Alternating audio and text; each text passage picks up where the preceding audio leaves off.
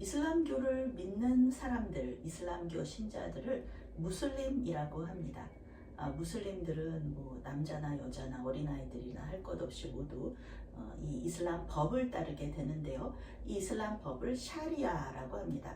샤리아는 길이라는 뜻이죠. 우리가 예수 믿는 사람들이 제자도 해서 제자들이 따라야 할 길을 가는 것처럼 무슬림들도 샤리아라는 이슬람 법을 따르고 있습니다. 그런데 우리가 생각하는 많은 부분들이 이슬람 법을 따르고 있다 생각할 수도 있지만 사실은 아주 오래전부터 고대 근동에서 일어나고 있었던 그런 관습들을 또 무슬림 법이 이렇게 지키고 있는 것도 있고요. 또 그때 당시에는 전혀 없었는데 이제 무슬림들이 이렇게 무함마드가 이슬람교의 창시자인 무함마드가 그때 당시로서는 아주 뭐 놀랍게 이렇게 해석해낸 새롭게 만든 법들도 있습니다. 그 중에 하나가 이제 여성들이 그 상속을 받을 때 절반밖에 받지 못하는 그런 이슬람 법이 있는데요.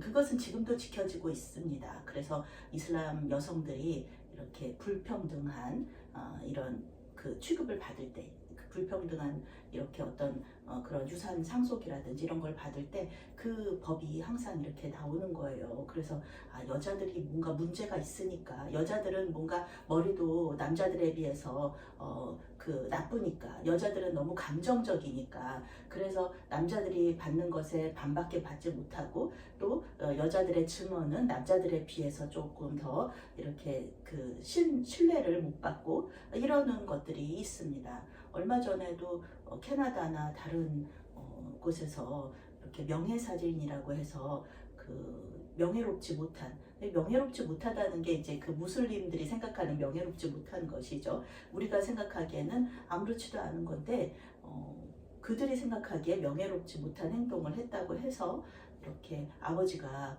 자녀, 딸을 이렇게 죽이려고 하고 또 실제로 죽이는 일들이 지금도 무슬림 세계에서는 일어나고 있습니다. 그때 당시에는 여성들의 인권이 없었으니까 그 무함마드 시대에는 그래서 2분의 1만이라도 주는 것이 굉장히 대단한 거였어요. 큰 것이었어요. 그렇지만 이제는 세상이 바뀌었잖아요. 그런데 이제 무슬림들은 아직도 그 무슬림 법을 따르고 있기 때문에 그런 이렇게 비난을 받게 되는 것이죠. 그 중에 하나가 일부 사처제가 되겠습니다. 이 무슬림 남자들이 한 남자가 4아내까지 둘 수 있는 것입니다. 물론 뭐 4명 더 둘 수도 있는 것이죠. 왜냐하면은 이제 이혼을 하면은 되니까. 물론 이제 결혼할 때 제일 큰 아내가 허락을 해줘야 돼요. 제일 큰 첫 번째 아내가 허락을 해줘야지 그 아내들을 더 데리고 올 수가 있거든요.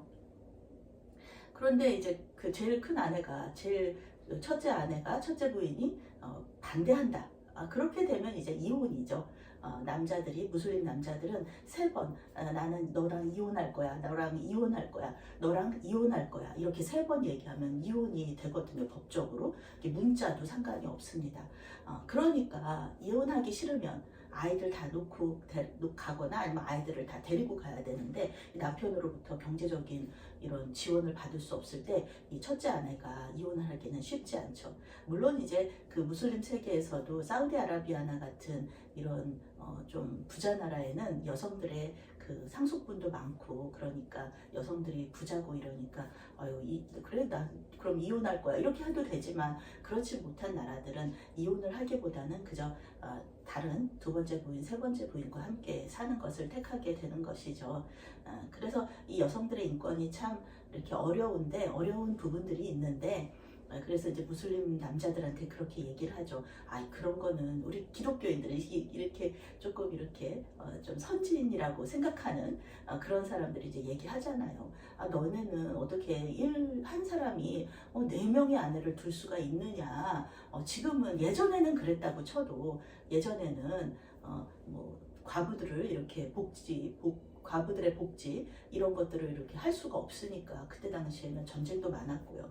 그러니까 이제 여자들을 그렇게 이렇게 복지 차원으로 이렇게 아내로 맞았다고 해도 이제는 그런 시대가 지나지 않았느냐 이렇게 얘기하면은 그 사람들은 또 이렇게 또 얘기를 해요. 너네 한 사람의 한 남편의 한 아내만 둔다는 너희들도 성적인 범죄, 불륜 이런 거 얼마나 많이 저지르느냐. 그런 거에 비하면 우리는 더 이렇게 합법적인 거 아니냐 이렇게 하면서 얘기를 해요. 그래서 이런 그 이견이 이렇게 좁혀지지가 않는데 우리는 그래도 그게 원칙적으로 그렇게 되는 거랑 체계적으로 안 하는 사람의 4명의 아내를 두는 거랑 우리는 이거를 그래도 도덕적으로나 법적으로나 이건 잘못됐다고 얘기하고 있고 그런 불륜이라든지 아니면은 한 사람이 여러 그 성적인 범죄를 저지르는 것들을 우리는 받아들이지 않고 있다. 우리는 또 특별히 예수 믿는 사람들은 그걸 또 죄로 생각하잖아요. 그래서 그렇게 얘기를 하면 또 그들은 또 그런 식의 반박을 내놓기는 합니다.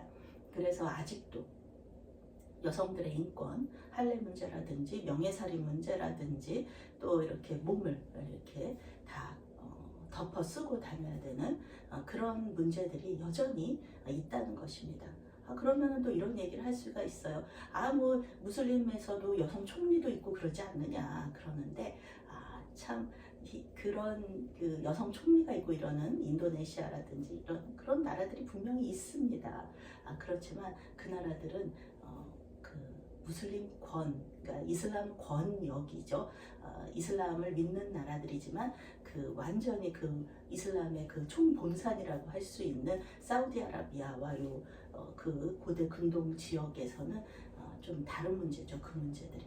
그래서 우리는 계속해서 그 문제들을 놓고 우리 믿는 사람들이 그거를 좀 더 알면서 계속해서 그래서 그들을 위해서 기도하고 또 여성들 같은 여성의 입장으로서 또 여성들의 인권이 뭐 남성들하고 똑같다 이렇게 얘기할 수가 없는 거잖아요. 지금 전 세계적으로 볼 때 우리나라는 물론 인권들이 많이 이렇게 높아졌지만 그렇지 못한 나라들이 많기 때문에 우리는 무슬림 여성들의 그 인권을 위하여서 그리고 여전히 지금도 명예살인으로부터 이렇게 목숨을 위협받고 있는 그런 자매님들을 위하여서 우리는 함께 기도해야 될 것입니다.